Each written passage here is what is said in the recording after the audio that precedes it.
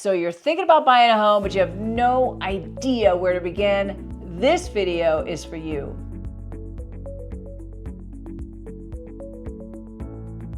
My name is Trish Vander Mooren, and I'm going to take you through the steps, start to finish and in between on the home buying process. Whether you're a first-time home buyer or this is a second or third time around and you just want a refresher, this one's for you. Make sure you hit that like, subscribe, and the bell so you can get further content from me as I produce it. And if you've got ideas on things that you'd like me to talk about, send me a message so I can build that content for you specifically. All right, let's get into it. The first thing you have to do is get pre-approved. Lots of times buyers will start to look around before they get pre-approved. They fall in love with a home, then they want to talk to a lender. The lender tells them what their monthly payment's going to look like, and they don't like it. They don't want that monthly payment. So now they've just wasted their time looking at homes and got their hopes up about something that just didn't fit within their budget. So getting a pre-approval is the most important thing. You want to talk to a lender and understand what that looks like. So you can get referrals from agents such as myself. We work with a lot of lenders. We kind of know how lenders work with. We have trusted local lenders that we work with. We understand how long it takes them to get to start to finish, how they communicate with their clients. And so we can give you great referrals on good lenders. Your friends and family can give you referrals, and you can talk to your bank or your credit union. So there's many different ways to find a lender, but the most important thing to remember is that lenders have different loan products, different ways to kind of structure your loan and different offerings they have. So talking to a couple different lenders is always a good idea. They're going to take your FICO score, which is for buying a home, which is different than using a credit card or buying a car. That FICO score, you can have your hard inquiry pulled multiple times within about 45 days, and it hits you just one time on your credit report. So that's something to consider. That's why it's good to kind of look at different lenders to see who fits best, right? The other thing is that you want to make sure that your lender, when you decide on who you want to use, that when they share what your monthly payment looks like on that price point that you're approved for, that they're including your home insurance, your property taxes, and if you have principal mortgage insurance as well. Because everybody is, or at least most of us are, monthly payment sensitive. That's what's most important to us. Like, what does that look like? Because I know my budget where I want to spend monthly. And you want to make sure that you're shopping at a price point that matches that. Once we identify what that price point is, then you get with a real estate agent. And what you're looking for in a real estate agent is somebody that you can feel very confident and partner with. Somebody that you feel like you can talk to, that you can share your vision and what you're looking for, and that they listen and will make your vision their vision.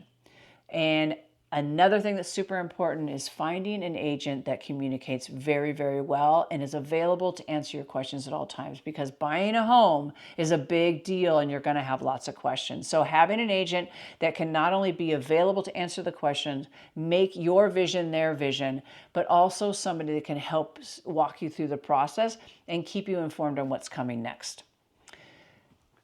Next, you want to then, now that you found your agent, hopefully it's me, because all those things are the things that I do. But once you find your agent, then we're going to sit down and talk about your non-negotiables. What's most important to you in your home? What your location looks like, how many bedrooms, how many baths, do you want a bathtub, what your backyard looks like, do you want a two-story, a single story? What are those things that are most important to you? And we then build a search criteria and start looking for homes that match that criteria. Now, we want to be very careful and very cautious with what we're looking at, because your time is very valuable. So if we're looking at homes that you said maybe you only want a single story, but now we start looking at 2 stories, why are we doing that? That's not what you want. So making sure that we're looking at homes that match our criteria is super, super important. All right, now we're shopping for homes. We identify that home. What's next? This is the home you want, and you want to write an offer. So here's kind of the process of writing an offer. First and foremost, I'm going to sit down and look at the price point of that home and validate whether it's actually priced appropriately, whether it's a good price for that home. Now, the offer could be very different depending on the home. So we can never say every offer is going to look the same, because it's not. because sometimes there's multiple people looking at the same home. Sometimes that home has been sitting on the market for a while, so maybe we can negotiate price a little bit. Maybe we can ask for some credit. There's different things that we can ask and do depending on the property, how long it's been sitting, how motivated the seller is, and just kind of where it is. A lot of people think that, the offer is always going to be the same. I can just throw in a number. I can ask for all these things. But if the home is brand new to market, that's less likely the seller is going to give, a cheaper discount or give you money towards closing, those kinds of things. I always like to say, if you were the seller, how would you feel about an offer coming to you that way? Would you feel like it feels good, like it's a good offer? Or would you feel like maybe they're trying to take a little bit too much from you in a very short time when you just got on the market, right? So putting yourself in the seller's shoes sometimes helps as we get ready to write an offer. So again, offers can be at list price, it can be below if it's been sitting on the market for a while and we feel like there's some negotiation room, or maybe it feels like it's overpriced based off of my data search on sold properties that are similar in size and similar in condition. Or we can ask, or we end up escalating our price point depending on if we are in competition mode. So price is going to be the first thing we're going to talk about, and how we strategically go after that. Then we talk about whether we want to ask for any credits, any seller's credits to help us with our closing costs or anything like that. If it's got septic, we're going to talk about, do we want the seller to pay for that to be pumped and inspected? If there's a well, we're going to talk about, do we want to get that well water inspected or anything on the well inspected, those kind of things. Then the things that you need to prepare for when we're getting ready to do this is getting a home inspection. In California, we do termite inspections.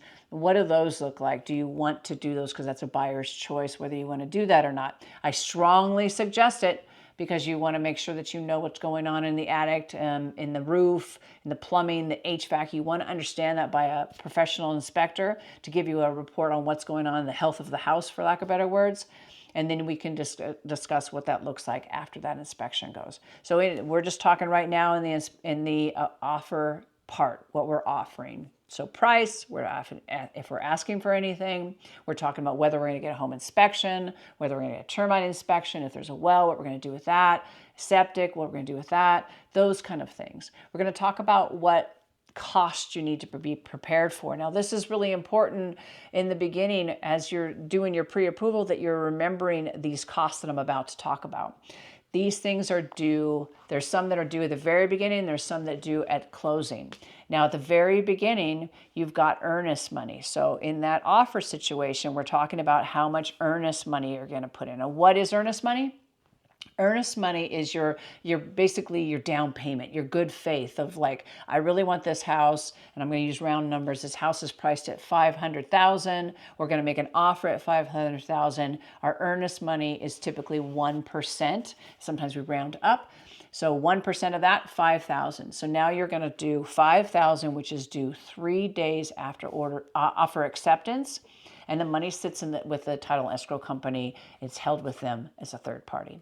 So $5,000, but let's say your closing cost is $10,000. This is where people get confused. That's not on top of your closing costs. It's basically subtracted from what's due on your closing costs at the end of escrow. So if your closing cost is $10,000 and you put an earnest money of $5,000 3 days at the beginning of the contract, at the end of the contract in 30 days, you owe another $5,000. So that's kind of how earnest money works. The other costs involved that you need to be prepared for is that home inspection. That's about $500 right now.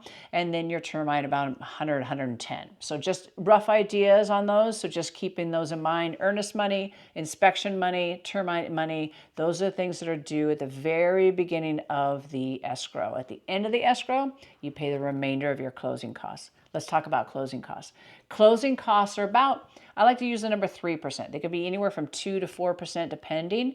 But if you budget yourself about a 3%, then you should have a pretty good idea what you need in your bank account. And your lender is going to be your best friend on telling you exactly kind of what that looks like. But what closing cost is going to be your appraisal. It's going to be all your prepaids for your property taxes, your homeowners insurance, that kind of stuff, because you have to put into a reserve a certain amount, about 6 months typically. So you have to put a certain amount into reserve. That's part of your closing cost. You also have title and escrow fees for them to do the transfer and to do the title search and all of those kind of things. So again, that number that I like to use is about 3%. You can do 4% if you want to be conservative and make sure that you have plenty of money. So those are the costs involved. Now let's get back to writing that offer. So we're writing that offer at a price point where we decide what we're going to ask for, we decide if we're going to have home inspections. We submit that offer, and now we wait to see what the seller is going to say. So seller can either come back and say, yes, I accept that, or the seller can say, you know what, I want to counter. I want to, you know what, I don't want to give you this, or they want to go back and forth with price. They want to do some back and forth. Now you've got time. Once you receive that counter, we have to discuss, okay, this is what they said. Do you want to move forward? Do you want to accept that counter? Or do you want to counter that counter? So sometimes the process of buying a home can take a few steps before we land that we're under contract. So we may have some back and forth, so things to be prepared for. Just because you submit an offer doesn't mean the seller's going to say, yes, I like it. Sometimes they're going to come back and counter, and sometimes you're going to counter what they counter. So there's a little bit of back and forth, and that's where we work super close together on how we make the right decision. Okay, now we're under contract. What's next? All right, that home inspection needs to happen really quick. That earnest money needs to get deposited right away. You get the wire instructions from the title company. You deposit your earnest money. We get the home inspection within a few days. We have that done. Now we get that back. Termite get that back. Now we discuss, do we want to talk about asking for any repairs or any funds, any credits to help us with some of the repairs that needed to be done from what the inspector found. So we go through that process of working through that. Now, again, that can be something too that can go back and forth. So we can say, we want you to repair these things, or we want you to give us this. The seller can say, no, I don't want to do any of that. You've got a decision to make. Do you want to accept that? Or do you want and move forward with the deal?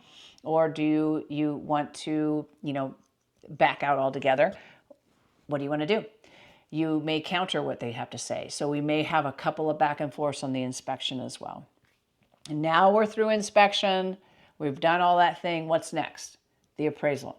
The bank, your lender, if you're getting a loan, is ordering an appraisal. And that appraiser is going to put a market value on the home to make sure that what you're paying for that home fits, that it is the right price point, that you're not overpaying for your home. Because if it comes in as a low appraisal, if that $500,000 home the appraiser puts at $490,000, now we've got another decision to make. The seller has a decision whether they want to drop the price.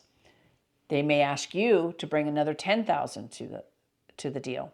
So there could be some back and forth. Now, I will say that I'm not seeing a lot of that right now, that we haven't seen that in a while. It's when the market's moving really, really fast and homes are selling very, very fast at higher prices than what they're listed at. Then sometimes there's a little bit of an appraisal lag because appraisers look back at what has sold, not what is selling or listed. It's what's sold. So that's how they determine market value. So when the market moves super fast, sometimes we have some appraisal issues. Now, okay, so now you've gone through appraisal, and now we just kind of sit and wait, right? We sit and wait and see as we get our loan documents in, and we kind of wait. It gets a little quiet. I always tell that's a quiet time. We get through all of the contingencies, all of the things that we need to. Now we're getting ready to sign your loan docs. Your loan, you've got a clear to close. Your lender says they're good to go. Everything's good. Then we can then set up time for the signing. Once you sign, the title company is going to call you and say, hey, it's time to sign your loan docs. They're going to invite you in. You're going to sign your loan docs. The seller's going to sign their part of selling the transfer of their home to you. And now we wait for the recording to actually happen. California is a escrow state, which means we need to request the recording numbers once all the documents have been signed. Once the county records it, then it is official, and then you can get keys. So you don't get keys when you sign your documents. You get keys once it's final and once it's been recorded. That's pretty much the process. I know I said a lot, but that is the process of buying your home from start to finish. If you've got questions, oh man, I've got one important thing I wanted to share with you. One important thing. If you are getting a loan, it's so important that you don't make any changes whatsoever. You don't change jobs, you don't change where you live, you don't get a new credit card, you don't move credit around, you don't buy a brand new car, you don't do any of those things without first and foremost talking to your lender. I always say just don't do anything different. Keep everything the same, because your credit will get pulled one more time right before closing. That is super important. Keep that in mind. I've seen people lose a deal completely because they bought something during escrow and it came out at the very end and they were no longer qualified for the loan. So that's a super important tip there. Do not do anything different. All right. That is it. That's it. If you've got questions, let me know. I know I said a lot. If there's anything in there, please send me a message, like, subscribe, comment, send me a message if you've got any questions. And I look forward to helping you find your home and helping you navigate through this market.